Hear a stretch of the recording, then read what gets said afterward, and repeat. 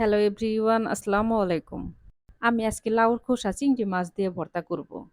লাউর খোসা ভর্তা করার জন্য প্রথমে আমি লাউর খোসা ধুয়ে পরিষ্কার করে নিব। লাউর খোসা ভর্তা করার জন্য লাউ থেকে আমি খোসা একটু মোটা করে কেটে নিয়েছি। দেখেন আমি কিভাবে মোটা মোটা করে কেটে নিয়েছি। একটা লাউ থেকে তো আর বেশি খোসা বের হয় না, তার জন্য আমি একটু মোটা করে দেখেন খোসা ছাড়িয়ে নিয়েছি। আর লাউ থেকে যদি একদম পাতলা করে খোসা ছাড়িয়ে নেন তাহলে কিন্তু দেখবেন যে ভর্তা একদম অল্প হয়ে যাবে। লাউর খোসা আমি খুব ভালো করে ধুয়ে পরিষ্কার করে নিয়েছি। এখন আমি লাউর খোসা সিদ্ধ করে নিব। হাঁড়ির মধ্যে আমি অল্প করে পানি দিয়েছি। তার মধ্যে আমি লাউর খোসা দিয়ে দিব। তার মধ্যে দিয়ে দিব একটু সামান্য লবণ আর দিয়ে দিব সামান্য একটু হলুদের গুঁড়া। দিয়ে আমি লাউর খোসা সিদ্ধ করে নিব। লাউর খোসা সিদ্ধ হতে কিন্তু বেশি সময় লাগে না। ৪-৫ মিনিটের মধ্যেই দেখবেন যে লাউর খোসা অনেক সুন্দর সিদ্ধ হয়ে গেছে। লাউর খোসা এখন আমি ব্লেন্ডার করে নিব। কেউ চাইলে কিন্তু পাটায় বেটে তারপরে ভর্তা করতে পারবেন। লাউর খোসা ভর্তা করার জন্য এখন আমি প্যানের মধ্যে দিয়ে দিব সামান্য একটু সয়াবিন তেল। তেলের মধ্যে দিয়ে দিব পেঁয়াজ কুচি আর দিয়ে দিব রসুন কুচি।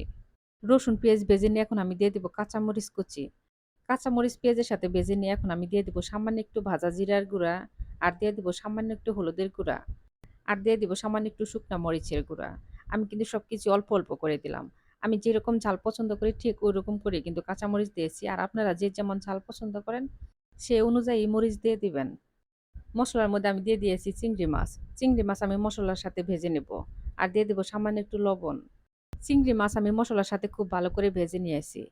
এখন আমি লাউর খোসা দিয়ে দিব। দিয়ে আমি ২-৩ মিনিটের মতো অনবরত নাড়বো আর ভাজবো। এই চিংড়ি ভর্তা করতে কিন্তু আমার বেশি সময় লাগে নাই। ৪-৫ মিনিটের মতো সময় লেগেছে।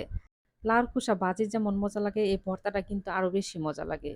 যারা না খেয়েছেন তারা একবার হলেও এভাবে ভর্তা করে খেয়ে দেখবেন, দেখবেন ভীষণ ভালো লাগবে। আর এই ভর্তাটা অবশ্যই গরম ভাতের সাথে খাবেন। লাউর খোসা দিয়ে চিংড়ি মাছ ভর্তা কিন্তু আমার হয়ে গেছে। দেখেন আমি দেখিয়ে দিচ্ছি কত সুন্দর হয়েছে। এখন আমি নামিয়ে ফেলবো। সবাই ভালো থাকবেন। আল্লাহ হাফেজ।